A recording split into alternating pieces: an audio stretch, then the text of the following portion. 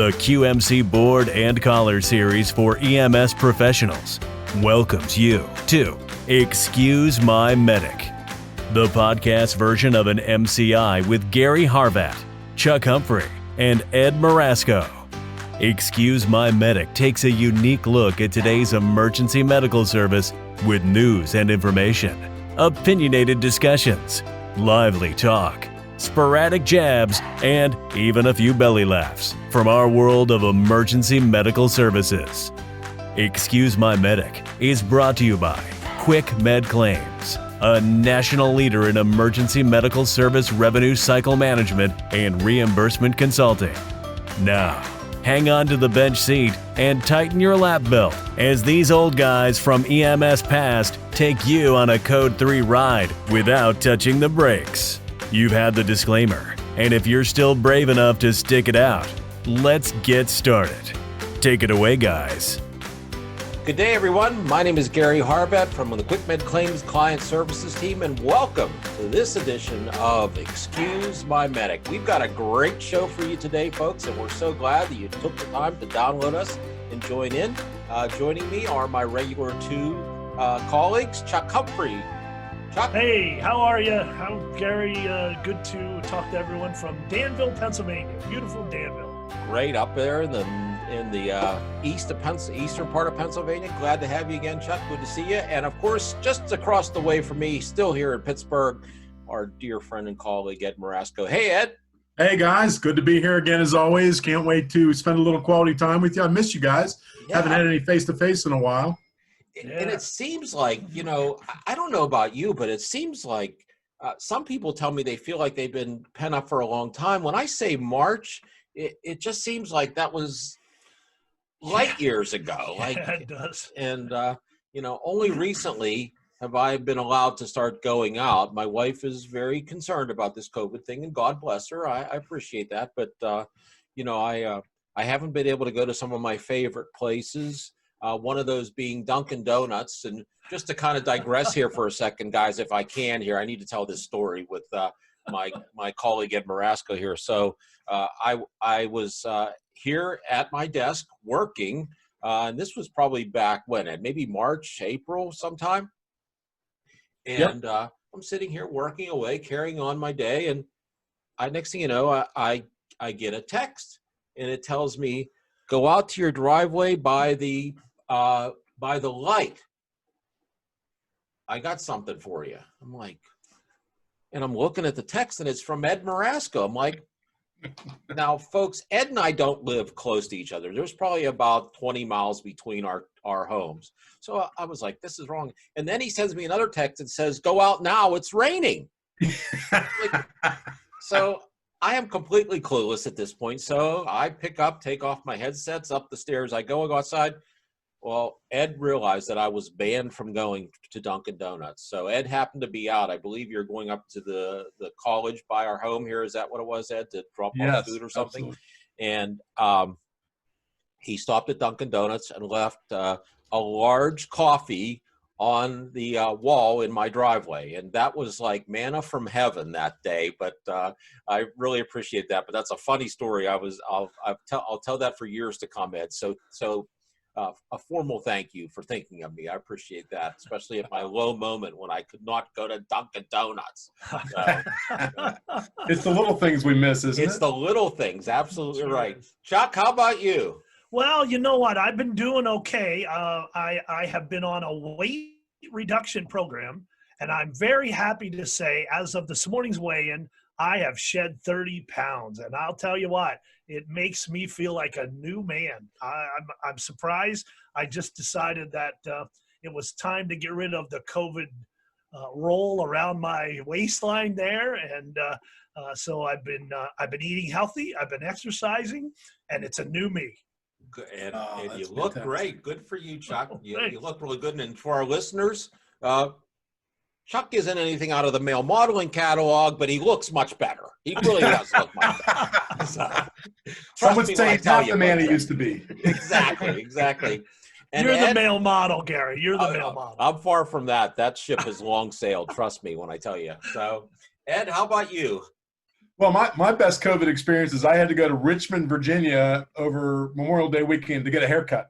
But I finally got a haircut. I went down to visit my son, Matthew, and went over to the Sport Clips right away and got a haircut, which felt really good. So it's nice to be sort of semi-groomed again. Isn't that crazy how something as simple as a haircut can change your whole way you feel about yourself? And I mean, I personally have been standing at the sink down the hall here with a towel over the sink, and we used to have a long-haired dog, and I found the old Oster dog trimmers. Oh my God. And thank God our listeners aren't listening from home, because literally my hair's got some short sides, it's got some long sides. Trust me, that male modeling gig is way off the table, way off the table. But anyway, it's been a unique experience, and sadly, it just does not seem to go away. I don't know if you guys have seen the news, but I typically have it on behind me in the mornings, and I see some of these numbers rising, and it's greatly concerning, and it's just tough. So yeah, that's for sure. Really a challenge. So, but there's a lot of things going on with COVID. We've sent out a lot of communication to our clients, but we just wanted to share some of where we are with some of this stuff right now with our listeners, and hopefully bring a few more points to light, and then we'll have a few light spots before the day's over. But Chuck, what do you got there as far as things going on with COVID and the funding, et cetera? A couple things. First thing I wanted to talk about is I set in on a really good webinar sponsored by the American EMS Association, and just want to give some folks out there a heads up. If you don't know it, there is FEMA money available to help offset some of the loss, and it's part of the COVID-19 cost recovery. And this is both for fire and EMS. So just want to give you a quick rundown. Can't give you all the details. But it was a well done. The U.S. Fire Administrator, Keith Bryant, and then the Deputy Section Chief from FEMA, a woman by the name of Star Black, did the presentation, did a great job. So it is a cost share situation. 75% federal money you will have to, if you do apply and do receive the grant, you will have to put in the other 25%. So there is a cost share on it. But this is part of the Stafford Disaster Relief Act funds, which happens, we're used to that during natural disasters. And of course, this is a little different, but it applies. So just want to give you a quick rundown.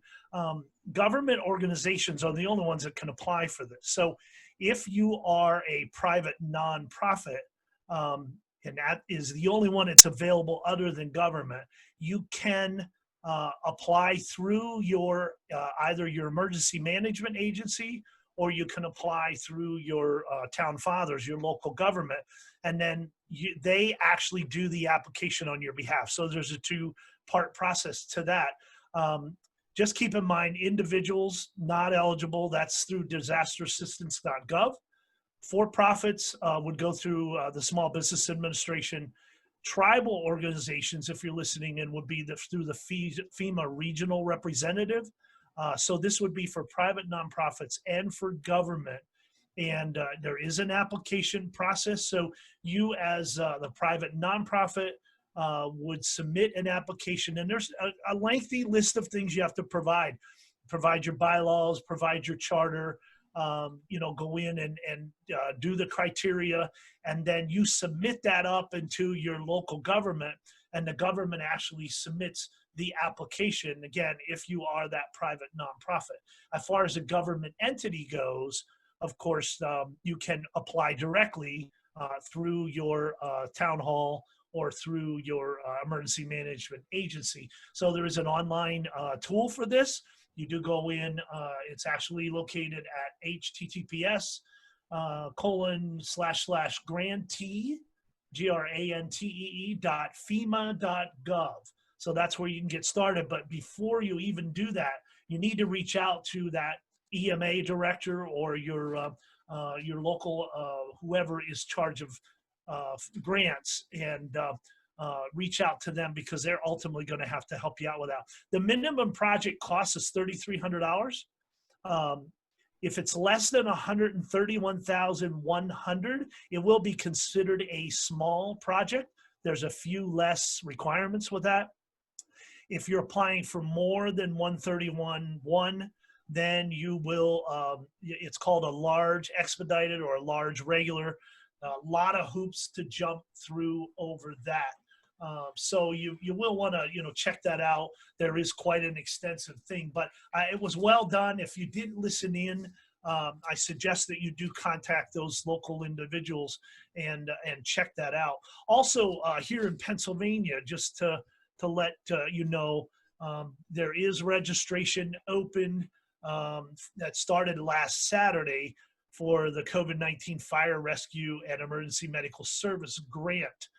So that's another just Pennsylvania grant that is open and available. So, aside from our reimbursement efforts through the CARES Act that we've gone through and all of the various different medium that we have here at QuickMed Claims promoted to our clients and help them get involved in like the uninsured program, the care stimulus stuff.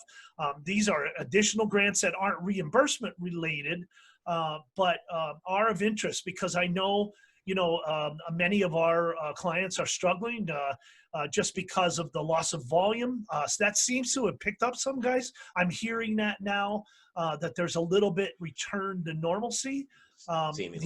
Yeah, and the other thing that the stats on the AAA call were interesting. Fire calls have picked up. So the fire-based services are facing a conundrum. A lot of fire-based services draw a portion of their funding from the EMS side because that's the cash stream. But it seems that calls out for fire-related issues have ticked up. And there's a number of different categories, just simply because everyone's home. So people are having accidents. So there are more fire-related incidents. Of course, those that are in metropolitan areas where there's been some rioting and looting, that's an uptick. So there's been overtime involved. So as if it wasn't a double whammy, and I'm not making any political statement here, guys, but the last thing that a municipal fire EMS needed, fire department with EMS, was to go down in runs on the EMS side, because that's where some of the money comes, and go up in fire runs where there is no money. Absolutely. In many cases. So it's really a double whammy. So I feel for those guys, but there are funding sources out there. I would suggest that you check with your state organizations because there are a number of different, but those are two right there that I know right off the top of my head, and I followed there. Chuck, let me ask you, because this is a question that's been posed to us prior, but if you could clarify, does any of these new grants or funding, the FEMA funding, does that, are we precluded from applying for that if we've accepted or done anything with the stimulus dollars? No, that's a great question, Gary. But you do have to be sure that if you do receive funds and it's targeted for specific things. So let's say that as part of that FEMA grant, you put in for a stockpile of PPE. Now you would not be able to have spent the stimulus money on the PPE. So this goes back to some of the guidance we gave with Stimulus 1 and Stimulus 2. You're going to have to, at some point, show that those stimulus funds were spent on something that you didn't get other grant money for, because they will frown on double dipping. And so what you spend on one set of dollars for, and quite frankly, these grants, as you submit what you're asking the grant for, are limited to spending the money on that.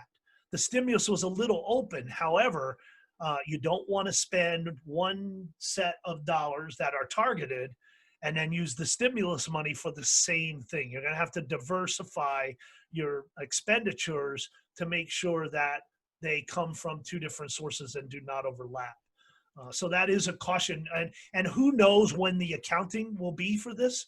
Certainly, we're still in the middle of this public health emergency. It's open-ended, but when the time comes, is that next year? Is it, who knows, 2022? It's anyone's guess, but there will be some kind of reckoning process where you will have to account. And that's the other thing. If you haven't done that already for the stimulus money, for grants, whatever the case may be, make sure that you are keeping your records straight. You have a good paper trail.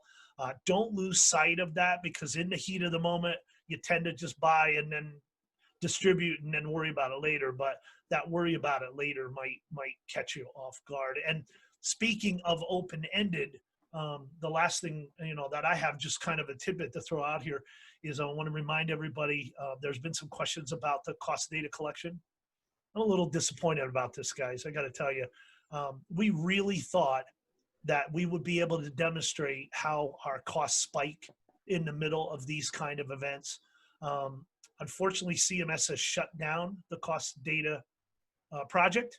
Anyone who was chosen for the first round that thought they'd be collecting this year for reporting next year will now not be reporting until 2022. So first and second round invitations will all report together next year, collect next year, and then report in 2022. And actually, the CMS guidance on this stated that they felt that the data would be skewed by the COVID situation, which I sort of understand. But let's face it, guys, at any point we can get hit with a natural disaster, with some kind of, who knows how long this is going to go, pandemics. You can get hit with terrorist attacks, spikes and ebbs and flows in our costs in this industry happen all the time. So why they feel they want to take a vanilla approach to this, I don't know. It would seem to me, and I'm editorializing now, guys, and let's chat about this, but it would seem to me you want to capture a time when there is something like this, because it is representative of how our costs can go off the charts at a snap of a finger. Right. And I think it's unfortunate that we can't capture this. But now I'll shut up, let you guys chime in where you stand on this. I have a definite opinion about this. No, I agree with you, Chuck. I think this would be a perfect time to take that snapshot. You're right. I mean, tomorrow could be some other thing. I mean, my goodness, sadly we're headed out of summer at some point soon, headed to fall. We're going to be in what? Hurricane season. Yeah. Those could be catastrophic just the same. Maybe not to the same magnitude across the country, but in specific areas, very devastating. So, costs will go up and down. And I think this would be a great time to look at it. And it saddens me to hear that we're just pushing it back a little further, but I guess that's just the way it is. Ed, you keep your ear pretty close to the air medical community. And, I know Chuck and I kind of spend our time more around the ground side of this, but how is the air medical community doing with all this? Especially, we have so many hospital-based programs that, I hear on the news. I talk to my friends and colleagues, people aren't going to the hospital. Maybe it's picking up a little now, but in March and April, it was, other than the COVID patients, people were just not going to the hospital, as we all know. Yeah, G, it's a great point. And the folks I've talked to, and I was on a call on Wednesday of this week with the one of the subcommittees of the Air Ambulance Patient Billing Advisory Committee, and Mike Abernathy, who's up in Wisconsin, is the medical director up there, an active flight physician, was talking about it. Everybody went through that decrease, right? And so transport volume was down anywhere from 20 to 60%, and people are going through that period. They had some COVID flights. Now the volume's picking up. And the other point that the group was making, and Dr. Thompson, who also is the medical director down at Vidant in North Carolina, was on that call as well. And he said, it's tough right now. We're coming into the summer months. Imagine down in North Carolina and some of these places, we're having to gear up and wear PPE and all that in the aircraft, which in general is not a very climate controlled environment for the most part anyway in the heat of summer. And so it's really starting to take a toll on the transport crews, because not only do you have the episode of the care itself, then you have all the cleanup afterwards, and you're spent physically and probably emotionally, and then you got to, the aircraft has to be disinfected, and got all those things to deal with. And so, as the volume has started to creep back up, and it has, I think folks on the call were talking about being sort of 90% of the pre-COVID volumes, but now you have all that, what used to be maybe an hour and a half transport from call to back in service now might be 3 hours because of all the added steps. So it's wearing folks out, it sounds like, around the industry. Yeah, that's a good point. The other night, so we started a EMS Explorer post, a scouting Explorer post here locally which was very well attended. We were excited. We had about 22 young people come in and had a great night. But I have taken myself off the street because of my asthma, and I had to wear a mask for like 2 hours for the first time. And I got to tell you, just doing that, and I wasn't really exerting, I wasn't lifting patients. I was, by the end of the night, I was ready to throw that thing in the dumpster.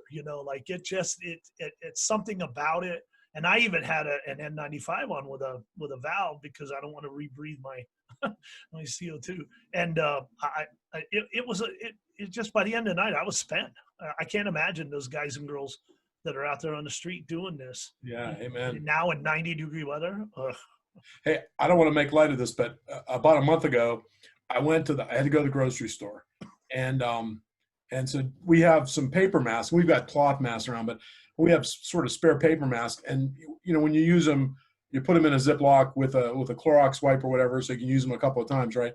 Well, there was one in there, and I think my wife must have stuffed 3 of those Clorox wipes in it. So I put the thing on. I'm going to the grocery store at 7:00 in the morning. It's soaked. And I'm thinking I'm going to die in the grocery store. And so I get into the grocery store, and I'm trying to rush you, and I'm huffing and puffing. And now the thing's wet. It's getting stuck to my mouth and nose. Now I know what it feels like to get waterboarded. Yeah. Oh, awful. Absolutely awful. It's a new adventure, that's for sure. Hey, Chuck, I have a question back on the FEMA stuff. Yeah. Those grants, did they earmark it for any sort of particular items? Like, do they want you to use it for equipment or personnel hours or people or what? Yeah, I'm looking at my notes. For the coronavirus disease, they listed it. It's actually the category of work. The FEMA category of work is Category B, which is emergency protective measures. So it is, but that's pretty open, especially given now. I think I would go back to the guidance that we gave during stimulus, that it be quote unquote COVID related. So you have to give a cost factor for these grants. This isn't kind of a general open. So you have to give detail about what you want and give them an idea of what you'll be purchasing. So there is some limitation to it for sure. So, again, watching the numbers on the TV, it seems like, there's some areas of concern. They're developing some travel restrictions for certain states. Good Lord help us if we have to go back where we just came from. But if that's the case, what do you think about continued stimulus funding? Do you think there's going to be more of it? You think we better be happy with what we have and pray this pandemic's over soon? Because, with the stipulations in place, we agreed to certain things when we accepted that money. And, what's going to be the outcome now? Well, the news last night talked about the president making a statement within the last few days that he's working on another package. The contradictory to that was nobody in Congress seems to be in concert. So I don't know. It's anybody's guess. I get they did talk about a third round, but as closer we get to the election, I don't know if they're not, they're not in some kind of drunken stupor right now. Yeah.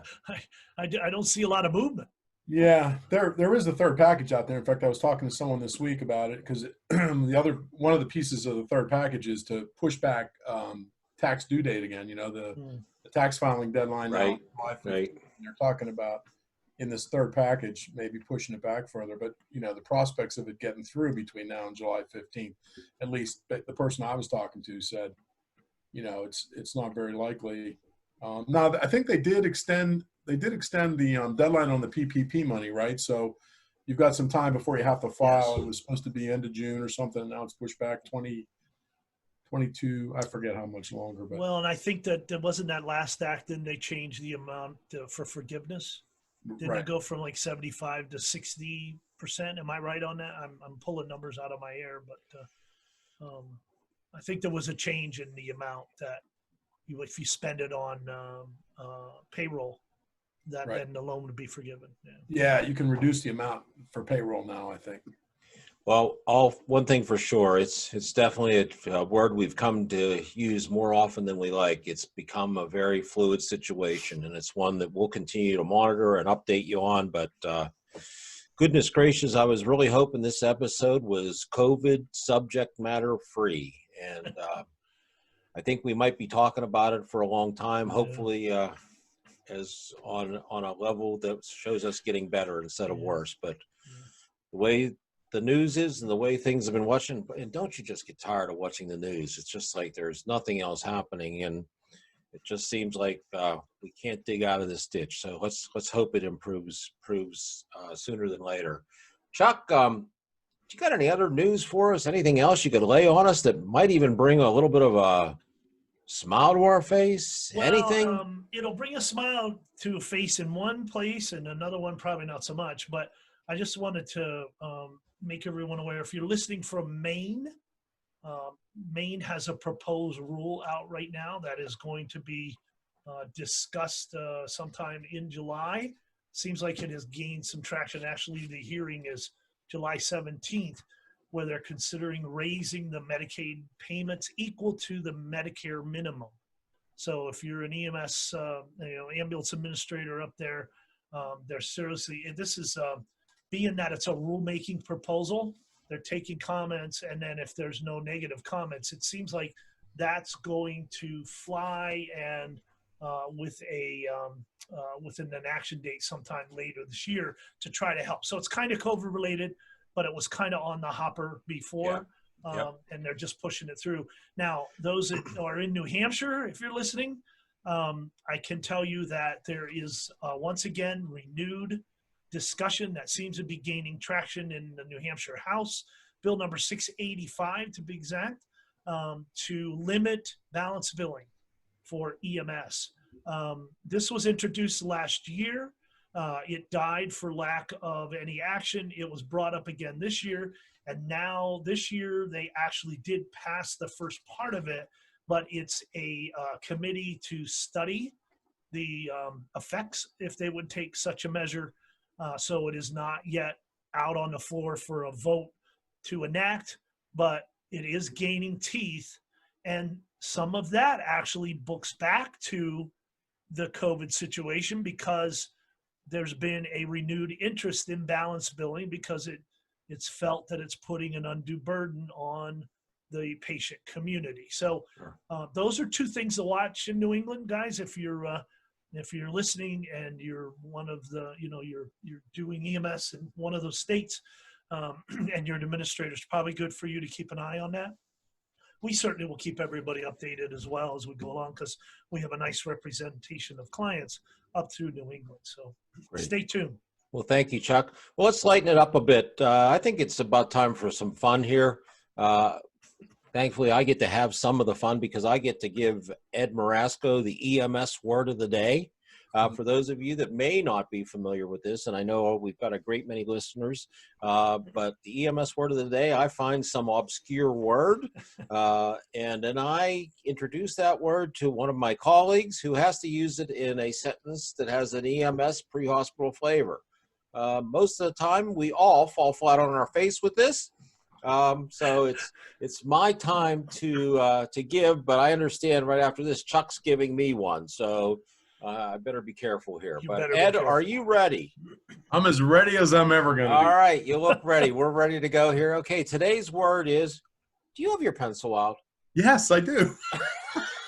You're writing this down? I have to write it down. I'm getting old. It's anti-disestablishmentarianism. Oh, come on. No, that's not it. That was a word I learned in grade school. I always thought it was a cool word because it had like 20 letters. But anyway, no, that's not it. You don't have enough ink in that pen. Anyway, today's word is retrodict. RETRODICT. Oh my. Okay, well, this could go a lot of ways that wouldn't be too good. Yes, it would. Yeah. I'll spell it again for our listeners. RETRODICT. Yes, right. T is in Tom. T is in Tom. Yes, sir. All right, well, retro meaning before, right? Correct. And, you know, indict, you know, is sort of spelled, you know, similarly. So before accusations, maybe before consideration, before a declaration. Folks, for those of you watching at home, there's steam coming from Zed's head. Oh gosh.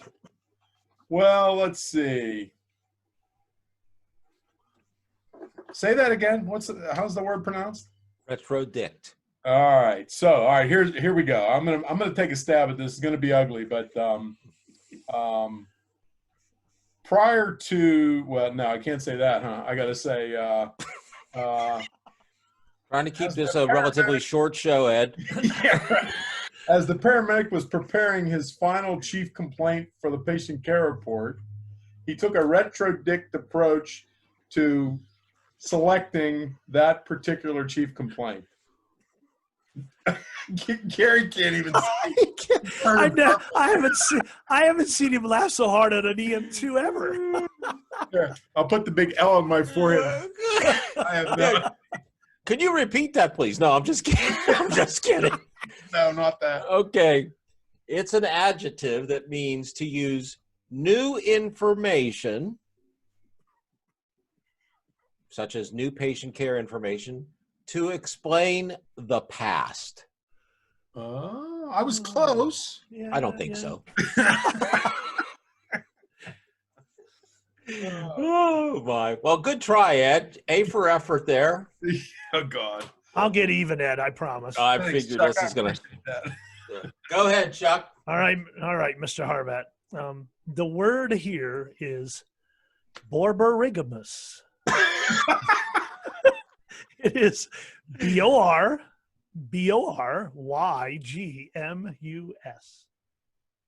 Borborigamus.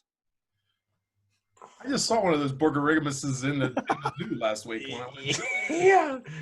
I can give you a hint. And I had a bad cold a couple weeks ago, and let me tell you about my Borgorigamus. No, anyway. I'll be glad to give you a hint. Oh, a hint. Just spell it one more time, though. Borborygmus. And every ambulance crew known to man experiences Borborigamus at least once during their career on a shift. Oh. Geez, why don't you just give him the trophy? Oh, gee, that's a tough crowd. Borborigamus. The ambulance service was called to the home of a 98-year-old male who apparently passed in his sleep and was Borborigamus upon the medic's arrival. You're not even in the same country, let alone state. Well, I was kind of going with the rig, Yes. rig. Yeah. But Yep. all right. Okay. Was So it really that far off, Chuck? Borborigamus is the term for a grumbling, hungry stomach.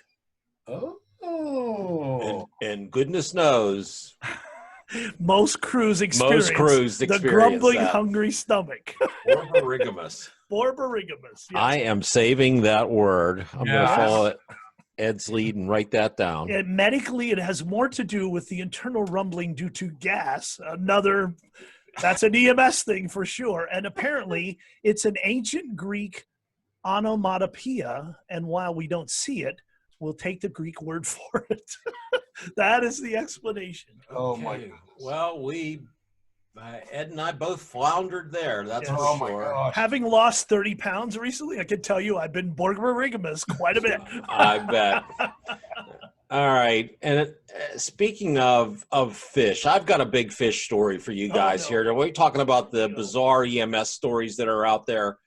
I found this one, and I just said, I got to save this. I saw it a few weeks ago, and I thought, yep, this is a keeper. I'm using this on EM2. So, all right. So apparently we've got a fisherman out there who's fishing, and he's got his family with him, and They're fishing off a pier, and lo and behold, and by the way, this was in South Florida, fishing off a pier, and he reels in one, and I don't know, it didn't say in the article if it was a big one or a little one, but he takes his catch off the hook and proceeds to get a Kodak moment, having his wife take the picture as he took the fish off the hook, put it up to his lips as if to give the fish a kiss. Right. And the fish, the word they used was jump. I haven't seen fish jump to, but jumped down his throat. Oh my gosh. Occluding his airway. Oh no. Causing him to collapse and subsequently go into cardiac arrest. Oh. Thankfully, bystanders start CPR.